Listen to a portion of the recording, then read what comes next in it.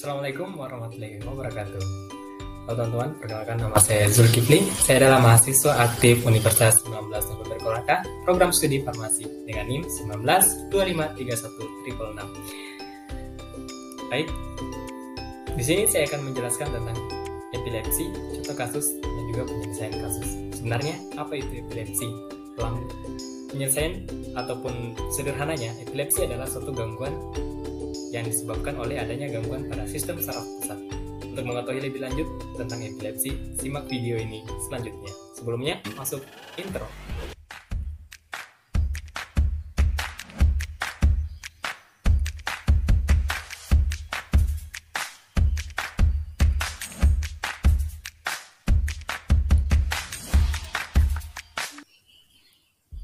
Epilepsi. Materi akan dibawakan oleh saya sendiri. Farmakoterapi epilepsi. Sebelumnya, tekan tombol subscribe dan juga like sebanyak-banyaknya. Jangan lupa juga share ke teman-teman Anda untuk menambah pengetahuan. Definisi epilepsi. Dalam pengetahuan luas, epilepsi merupakan gangguan sistem saraf pusat yang dicirikan dengan terjadinya bangkitnya yang bersifat spontan dan berkala. Epilepsi juga bisa diartikan sebagai gangguan pada sistem saraf pusat akibat pola aktivitas listrik yang berlebihan di otak. Hal ini dapat menyebabkan penderitanya mengalami kejang secara berulang pada sebagian atau seluruh tubuh. Adapun epidemiologi epilepsi bisa disebabkan karena indeks ataupun tahun, di mana setiap tahun terjadi perubahan atau kasus yang cukup signifikan setiap tahun. Kemudian data usia. Usia juga akan menjadi penunjang utama sebagai kejadian epilepsi, karena epilepsi bergantung pada jenis usia, bergantung pada otak juga. Kemudian adalah kasus epilepsi. Etiologi ataupun penyebab. Secara garis besar, penyebab etiologi dibagi menjadi dua. Pertama adalah struktural dan juga non-struktural. Secara struktural, etiologi struktural merupakan penyebab epilepsi yang ditandai dengan adanya kelainan anatomi otak atau adanya lesi pada otak. Sedangkan non-struktural itu merupakan penyebab yang tidak didapatkan kelainannya pada otak, bahkan penyebabnya tidak diketahui. Perbedaannya adalah kalau struktural diketahui penyebabnya, sedangkan non-struktural tidak diketahui penyebabnya. Kemudian masuk ke patofisiologi. Bisa dilihat pada gambar. Tahap awal potensiasi aksi itu dilalui ataupun melalui kanal natrium dan juga kanal kalium pada presinaptik. Sehingga ketika terjadi tersebut, maka bisa mengaktifkan kanal kalsium dan juga menyebabkan kalsium itu masuk ke presinaptik, membuat ataupun menstimulasi pelepasan glutamat dari vesikel sinaptik.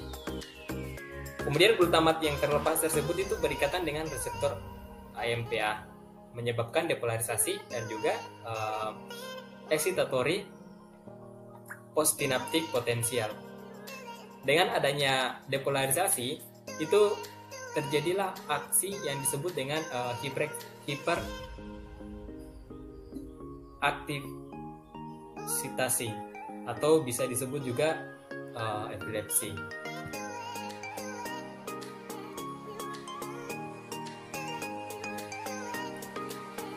Adapun faktor risiko. Epilepsi adalah suatu penyakit yang bisa menyebabkan terjadinya beberapa risiko. Yang pertama, karena epilepsi berhubungan dengan otak, ya otomatis epilepsi dapat menyebabkan trauma pada kepala. Kemudian juga bisa menyebabkan demam tinggi, stroke, dan juga intoksikasi, tumor otak, gangguan keseimbangan elektrolit, dan juga riwayat kehamilan jangka pendek. Kemudian faktor risiko pada ibu hamil. Dampak epilepsi bagi ibu hamil dan janin diantaranya: yang pertama, dapat memperlambat detak jantung janin, pasokan oksigen pada janin menurun, menyebabkan cedera janin, risiko lahir prematur, meningkatkan potensi keguguran akibat trauma atau kejang yang menyebabkan ibu hamil terjatuh. Di samping itu, ibu hamil dengan epilepsi juga akan mengalami frekuensi kejang lebih sering. Ini disebabkan karena adanya aktivitas hormon dan perubahan saat hamil yang dapat memicu serangan epilepsi. Kemudian klasifikasi. Untuk epilepsi sendiri, itu dibagi atas beberapa klasifikasi. Epilepsi bisa diartikan sebagai kejang. Kejang umum itu disebabkan karena aktivasi terjadi pada kedua hemisfer otak. Kemudian ada kejang parsial, ditandai jika dimulai dari daerah tertentu dari otak bersama-sama, secara spontan terjadi secara bersamaan pada area otak. Kemudian kejang umum juga terbagi atas beberapa bagian. Yang pertama adalah tonic-clonic convulsion atau grand mal.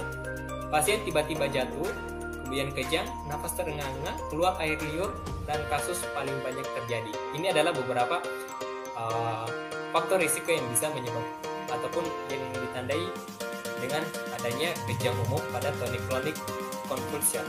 Kemudian ada absence attack atau fatigue mal itmal. Penderitanya itu tiba-tiba melotot, matanya berkedip-kedip dengan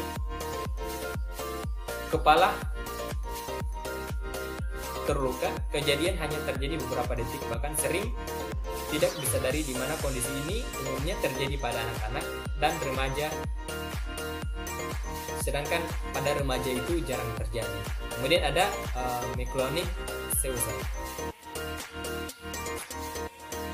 Klasifikasi bisa dilihat pada tabel serangan parsial atau serangan vokal. Serangan parsial sederhana dengan gejala seperti motorik, sensorik, otonom, dan juga psikis. Serangan parsial kompleks, serangan parsial dengan generalis sekunder. Kemudian serangan umum dibagi menjadi absen atau petigma yang saya sebut tadi, tonik-klonik atau grand mal, kemudian tonik, atonik, dan myoclonic. Kemudian ada juga serangan epilepsi tak terklasifikasikan. Ini adalah serangan epilepsi yang tidak diketahui penyebabnya. Nah, ini adalah beberapa gambaran klinis, bisa dilihat pada gambar. Ini juga adalah merupakan gambaran klinis ketika terjadi epilepsi.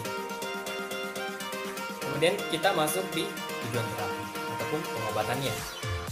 Nah, pada saat pengobatan, apa sih sebenarnya tujuan terapinya?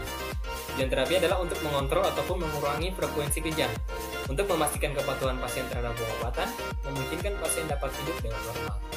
Jadi, utamanya adalah tujuan terapi ini dilakukan untuk mengobati pasien ketika mengalami epilepsi. Kemudian sasaran terapi yaitu karena epilepsi itu berikatan pada neurotransmitter GABA, maka sasaran terapi adalah mensetimbangkan neurotransmitter GABA di otak. Next, strategi terapi. Strategi terapi epilepsi mengacu atau menurunkan lepasnya muatan listrik syaraf. Seperti yang saya bilang bahwa epilepsi adalah suatu kejadian ataupun gejala yang disebabkan karena adanya listrik atau lonjakan listrik di otak. Jadi, strategi terapi adalah menurunkan lepasnya muatan listrik syaraf yang berlebihan melalui perubahan pada kanal ion ataupun mengatur ketersediaan neurotransmitter dan atau mengurangi penyebab pacuan dari faktor serangan dan mencegah putusnya fungsi agregasi normal neuron. Prinsip umum untuk terapi epilepsi, yang pertama adalah monitoring. Monoterapi ataupun terapi dengan satu langkah. Yang pertama itu untuk menurunkan potensi anti-epilepsi, kemudian meningkatkan kepatuhan pasien, meminimalkan gangguan anti-sedaptif, dan jika monoterapi gagal dapat diberikan sedatif ataupun politerapi. Memberikan terapi sesuai dengan jenis epilepsinya melalui dengan dosis terkecil. Kenapa demikian? Karena epilepsi itu adalah suatu penyakit yang disebabkan adanya gangguan sistem saraf pada otak. Oleh karena itu, untuk pengobatannya harus dimulai dari sistem dosis terkecil agar tidak terjadi kelainan pada sistem saraf otak secara berlebihan. Penata laksanaan terapi. Penata laksanaan terapi itu dibagi atas dua. Yang pertama adalah terapi farmakologi atau terapi yang menggunakan obat-obatan. Kemudian yang kedua adalah terapi non-farmakologi atau pengubahan gaya hidup. Nah, adapun untuk terapi farmakologinya bisa dilihat pada slide. Obat-obat yang pertama adalah untuk meningkatkan inaktivasi kanal ion. Contohnya itu phenytoin, carbamazepine, dan juga lamotrigine dan lain-lain. Kemudian obat-obat yang meningkatkan transmisi inhibitor GABAergic. Yang pertama itu ada agonis reseptor GABA. Contohnya itu benzodiazepam, dan barbiturat. Kemudian menghambat GABA transaminase, contohnya itu pegabatrin. Kemudian menghambat GABA transporter, contohnya adalah tiagabin. Dan yang terakhir adalah meningkatkan konsentrasi GABA pada cairan cerebrospinal pasien, contohnya adalah gabapentin. Nah, ini adalah logaritma pelaksanaan ya. Bisa dilihat pada slide. Jika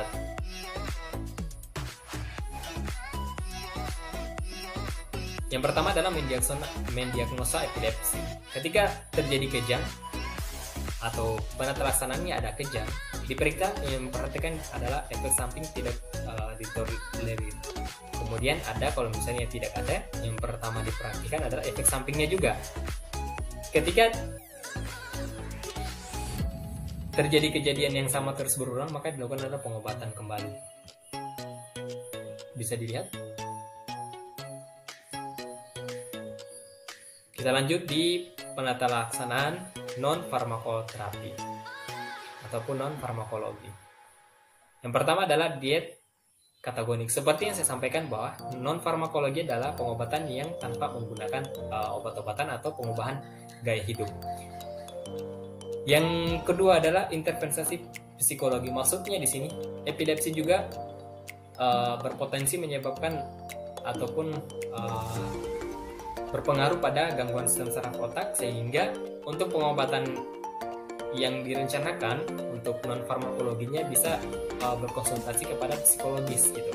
Kemudian bisa juga menggunakan tindakan pembedahan kalau ini epilepsinya sudah melebihi kadar batas normal ataupun yang tinggi. Kemudian kalau misalnya untuk yang sederhana, pengubahan gaya hidup adalah olahraga yang teratur dan istirahat yang cukup. Kita masuk di contoh kasus. Bisa dilihat sekilas, seorang laki-laki berusia 20 tahun datang dengan keluhan kejang berulang 8 kali sejak kurang lebih 1 bulan. Kejangnya dialami biasanya berlangsung selama kurang lebih 5 menit. Kejang seperti kaku dan kelonjatan pada seluruh anggota gerak, mata telinga di atas tampak pucat dan berkeringat. Lidahnya itu tidak tergigit dan tidak keluar busa dari mulut. Untuk kejangnya sendiri, si pasien itu mengalami kejang sejak berusia 1 tahun 6 bulan. Kemudian pada usia 7 tahun kembali mengalami kejang, tetapi tidak disertai dengan kejang ataupun tidak disertai dengan demam. Kejangnya dialami 1 kali dengan durasi yang cukup panjang, yaitu 10-15 menit, dengan tipe kejang yang sama seperti yang dialami pasien dalam 1 bulan terakhir. Kemudian pada saat usianya 14 tahun, pasien juga kembali mengalami kejang. Usia 16 tahun, pasien kembali mengalami kejang dan juga pasien didiagnosa pada saat pemeriksaan EEG-nya dan dinyatakan mengalami epilepsi. Kita masuk di penyelesaian kasus di pemeriksaan tanda vitalnya. Di sini pemeriksaan tanda vitalnya menggunakan GCS 4V5M6 itu sama dengan 15 atau dalam keadaan normal. Kemudian tekanan darahnya 120/80 mm. Hidrogerum, nadinya itu 92 kali per menit. Kemudian sistem pernapasannya itu 20 kali per menit dan suhu tubuhnya adalah 36,5. Nah, pada saat dilakukan pemeriksaan generalis generalisnya itu dalam status batas normal, hasil pemeriksaannya nervusnya kranialisnya dalam batas normal, reflux patologisnya tidak ditemukan, dan pada pemeriksaan penunjang EEG didapatkan kesan abnormal berupa susunan epilepsi difus. Pada CT scan-nya terdapat kesan subdural hygroma di regio frontalis sinistra. Masuk di penyelesaian kasus. Yang pertama adalah di sini kita melakukan penyelesaian kasus menggunakan analisis SOAP atau Subject Object Assessment dan Planning. Yang pertama adalah subjeknya. Subjeknya yang sudah pasti adalah seorang laki-laki yang berusia 20 tahun. Kemudian dengan keluhan, kejang dialami berlangsung selama kurang lebih 5 menit. Kejangnya itu disertai dengan adanya kelonjakan pada seluruh anggota gerak. Matanya ke atas, tampak pucat dan berkeringat, serta lidahnya tidak tergigit. Riwayat kejangnya seperti yang di kasus tadi, bahwa riwayat kejangnya dimulai pada saat usia 1 tahun 6 bulan, dan kemudian terulang pada usia 7 tahun, kembali terulang kembali pada usia 14 tahun, tetapi dengan durasi ataupun kejadian berulangnya 4-6 kali, durasi lebih lama yaitu 1 bulan. Kemudian pada saat 16 tahun dilakukan pemeriksaan, ternyata dia mengalami epilepsi. Kemudian di objektif di sini adalah pemeriksaan hasil lab ataupun tanda-tanda vital. Pertama adalah tekanan darahnya 120/80 mm hidrogerum. Denyut tadinya adalah 92 kali per menit. Kemudian pernapasannya 20 kali per menit. Temperaturnya 36,5 derajat Celcius. Kemudian pada status generalisisnya dalam batas normal, hasil pemeriksaan nervus cranialis dalam batas normal. Refleks patologisnya tidak ditemukan. Pada pemeriksaan penunjang EEG didapatkan kesan abnormal berupa cetusan epileptik difus. Pada CT scan-nya terdapat kesan subdural hygroma di regio frontalis sinistra. Kemudian adalah asesmen. Dari hasil pemeriksaan didapatkan bahwa problem pertama adalah konvulsi tipe umum tonik-klonik. Itu dari hasil pemeriksaannya. Kemudian problem kedua adalah diagnosa topik pada daerah cerebri. Kemudian yang problem ketiga adalah epilepsi simptomatik et causa dengan adanya cedera pada kepala. Nah, dari hasil asesmen tersebut kita dapat menarik plan ataupun perencanaan untuk pengobatannya. Yang pertama adalah merekomendasikan kepada dokter untuk memberikan Komsa berupa infus FL 15 per menit, dan juga pengobatan penitoin 3 kali sehari dengan dosis 100 mg per hari. Kemudian oxcarbamazepine untuk pengobatan epilepsinya 3 kali sehari dengan dosis 300 mg per hari. Dan juga menambahkan asam folat untuk zat besinya itu digunakan sebanyak 1 kali sehari. Nah, penata laksanaan umumnya yaitu berupa tirah baring dan juga monitoring keadaan umumnya. Selanjutnya untuk asesmennya juga, untuk plannya juga itu bisa ditambahkan dengan adanya KIE, seperti merekomendasikan kepada pasien untuk melakukan pengubahan gaya hidup, kayak menyarankan pasien untuk melakukan olahraga yang lebih giat lagi. Baik, itulah hasil untuk penjelasan singkat tentang epilepsi dan juga contoh kasus serta penyelesaian analisis menggunakan SOAP. Jangan lupa tinggalkan komentar di bawah, like, subscribe, dan share kepada teman-teman biar teman-teman Anda tahu tentang penyakit epilepsi yang semestinya Anda tidak tahu. Terima kasih.